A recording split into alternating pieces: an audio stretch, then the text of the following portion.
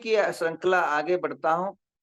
आज जैन समाज की धारवाड़ डिस्ट्रिक्ट की मीटिंग है। जो भी बंधु मेरी बात को सुन रहे हैं, वे आज धारवाड़ डिस्ट्रिक्ट के जितने भी जैन समाज के लीडर हैं, वे आज ठीक 11-12 बजे नवग्रह तीर्थ पधारे। एक सूचना है, आने वाले कार्यक्रम की रूपरेखाएं और आने वाले साल के अंदर 2025 के अंदर ऐसा एक महा जैन कुंभ होगा, जिस कुंभ के अंदर आप ज्ञान की गंगा बहेगी, भक्ति की सरोवर में आपको डुबकी लगाने का मौका मिलेगा और जिन शासन के ध्वज लहराने का आपको अवसर प्रदान होगा और अनेकों नए युग के नए टेक्निकल तत्वों को समझने और उसकी आनंद प्राप्त करने की आपको अवसर प्रदान होगा। कम से कम 150-200 साधुओं का सानिध्य प्राप्त होगा। अनेकार कलाओं, अभिनेताओं, नेताओं, विद्वानों, दार्शनिकों, न्यायाधीश, अनेक लोगों का समागम प्राप्त होगा। इसकी विशिष्टता अनेक प्रकार की होगी। सार्वभौमिक, सार्वजनिक और सर्व ज्ञान जनक जो है यह कार्यक्रम होगा। इसकी जानकारी मैं 27 तारीख को और उपराष्ट्रपति के महोदय के सामने आपको प्रदान करूंगा। न भूत और न भविष्य ऐसे पंच कल्याण की आयोजना आप सबके नजरों में होगा। तो मैं आज उसके प्रथम मीटिंग सभी समाज के साथ करने का संकल्प लिया हूं। ठीक सभी लोग 11 बजे पधारे। अब जो है मैं कहना चाह रहा था कि अपनी जीवन कथा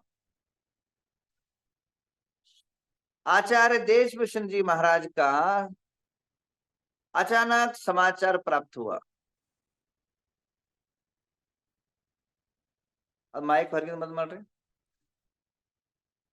वह उस समाचार को बहुत ही जो है सुखता को लेकर के तुरंत आचार्य कुंतु सागर जी मैं भी वहां पहुंचे।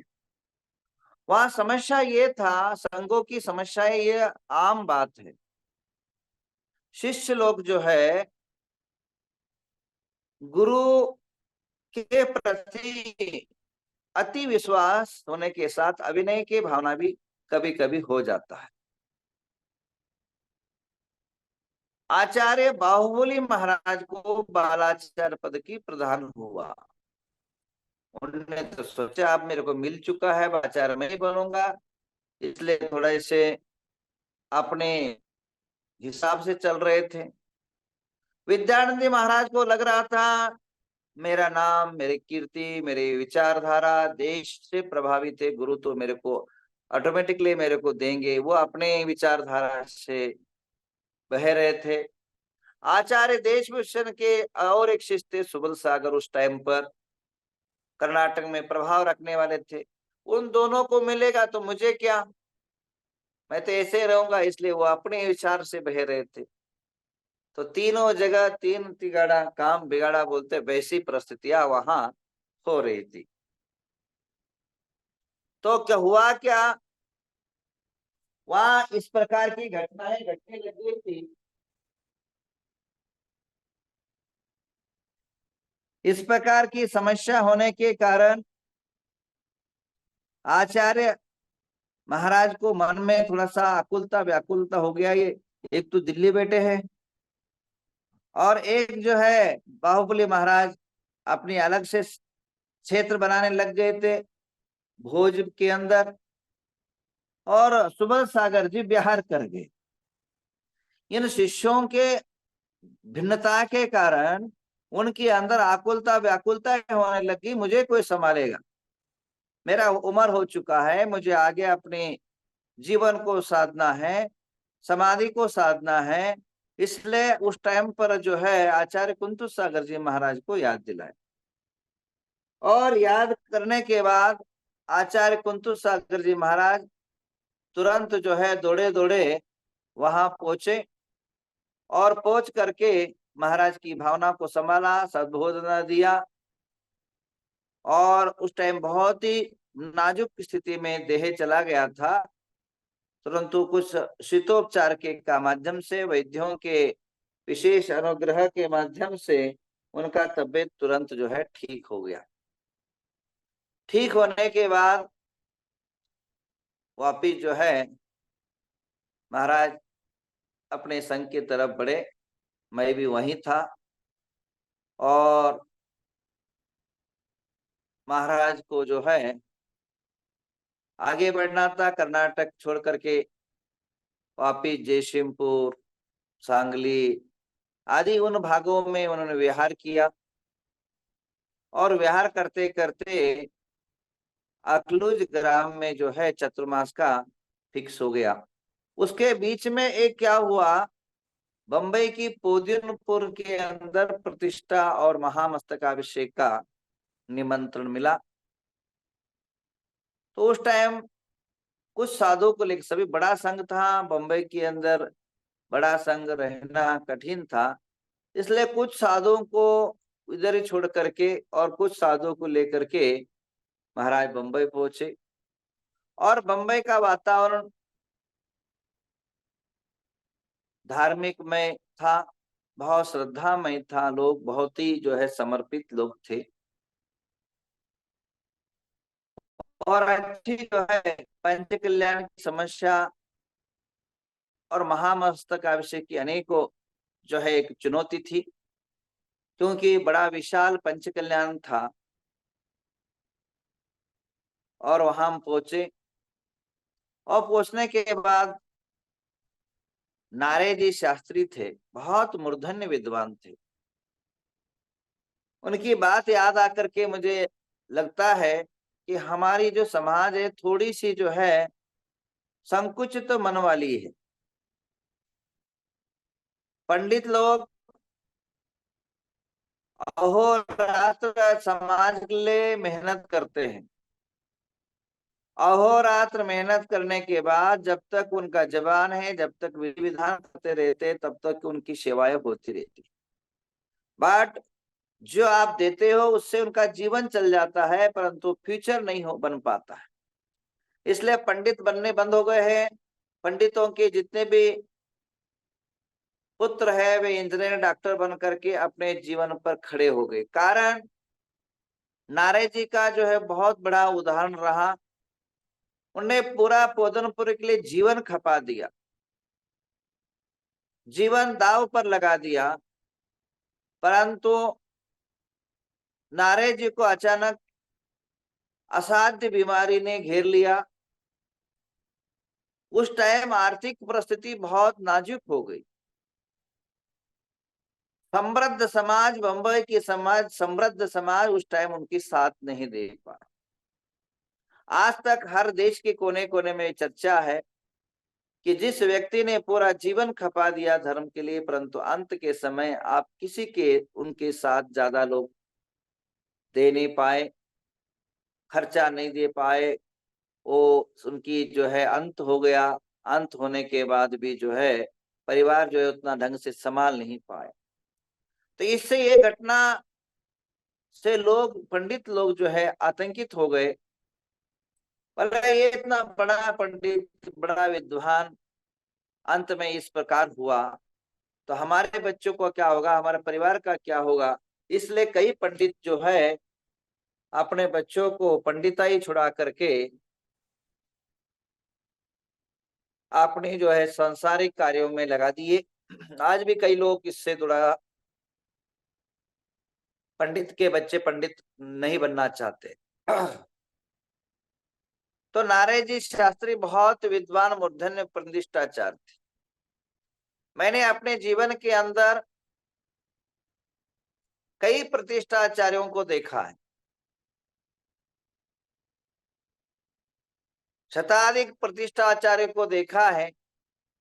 गिने चुने ही प्रतिष्ठाचार्य है जो आगमवत और विधिवत कार्य करते हैं। बाकी जो है मंच और को छोड़ करके और माइक को छोड़ करके बाकी कार्य कुछ करते नहीं। विधि विधान का पता तक नहीं चलता है, क्या करना चाहिए और क्या नहीं। मैं हमेशा कहा करता हूं, प्रतिष्ठाचार्य बनने के लिए एक विधि और एक डिग्री होना चाहिए संस्थाओं की तरफ से। ऐसे एजुकेशन होना चाहिए कि जिससे क्या, जिसको प्रतिष्ठाचार्य जैसे primary, high school, BA, BCom का डिग्री मिलता है स्टडी के बाद, परीक्षा के बाद, वैसा कुछ व्यवस्थाएं समाज के अंदर होना चाहिए जो सब कुछ प्रतिभावंत हो, ज्ञानवंत हो, उसको ही जो है एक डिग्री दे करके प्रतिष्ठाचार्य बनाना चाहिए और प्रतिष्ठाचार्य लोग प्रतिष्ठाचार्यों को तैयार करना चाहिए। अब होता क्या है, डॉक्टर के साथ कंपाउंड होता है और एकाध और बुखार, सर्दी, जुकाम, खांसी, हाथ पैर दर्द आदि दवाई जैसा डॉक्टर देता है वो कंपाउंड देख लेता है और अनबन होने के बाद वो खुद ही डॉक्टर बन जाता है। कंपाउंड से डॉक्टर बनने की जो प्रक्रिया है वो आज हमारे पंडितों की स्थिति ऐसी है, वे जो है एक पद्धति से, एक सिस्टम से पंडिताई कम और अपने पंडित्व को देख करके 4-5 प्रतिष्ठा में चले गए और खुद का जो है प्रतिष्ठाचार बन गए। ऐसे प्रतिष्ठाचार बहुत सारे, ढेर सारे आज भारत के अंदर दिखाई देते हैं। और कुछ साधु वर्ग भी उनको सपोर्ट दे देते हैं तो करते रहते हैं, पर उसका परिणाम, रिजल्ट जो है समाज को भोगना पड़ता है। उस मूर्ति के अंदर जागृति और चमत्कार नहीं आ पाता है, संस्कार कम होता है और नाटकबाजी है ज्यादा होती है, शोबाजी ज्यादा होती है। जो वास्तविक रूप से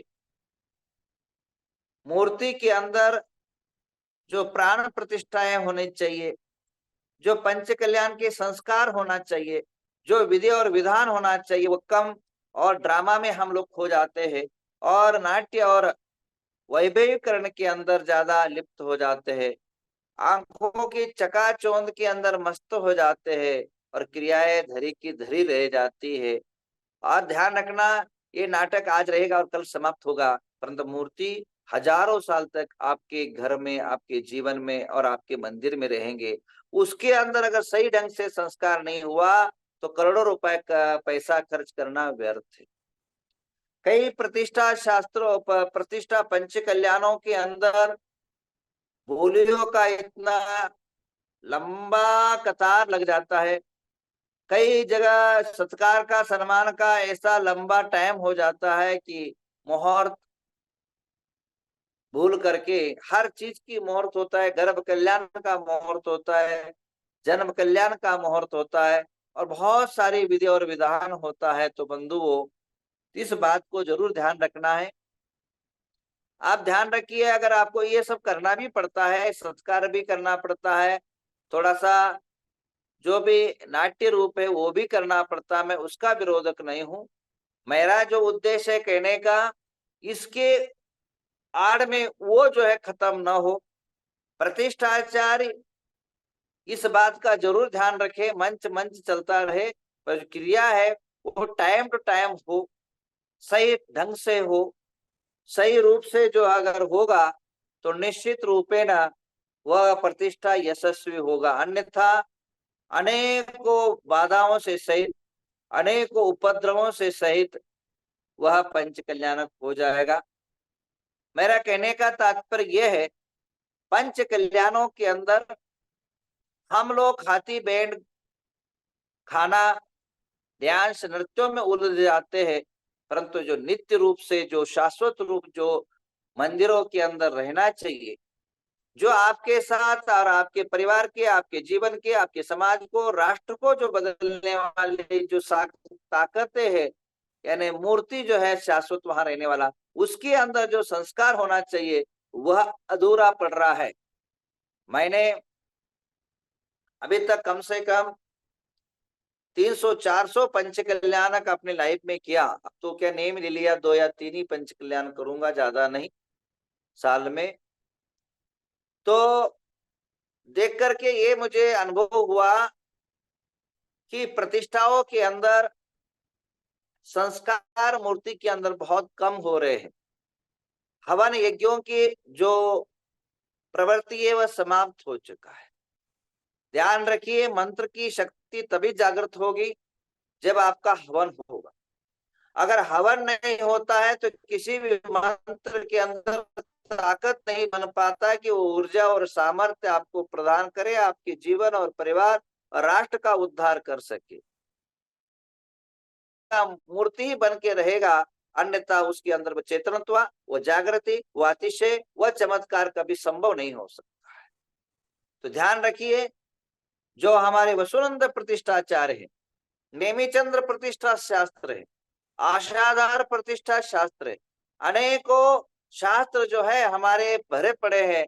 नित्य प्रति हवन होना चाहिए, नित्य प्रति शांति धारा होना चाहिए, नित्य प्रति जो है विधि विधान जो है एक आगम रूप अगर होता है तो निश्चित रूप में उस प्रतिमा में एक जीवंतपना जाग उठता है, और जो राष्ट्र और देश और आपके परिवार की जो है शक्ति प्रदान करता है। और कई बार प्रतिष्ठा होने के बाद गांवों का उद्ध्वंस हो जाता है। कई बार प्रतिष्ठा होने के बाद कई लोगों के जीवन के अंदर दुर्घटनाएं घटने लग जाती है। कई बार प्रतिष्ठा होने के बाद यजमान आदि का अंत हो जाता है। कई बार प्रतिष्ठा होने के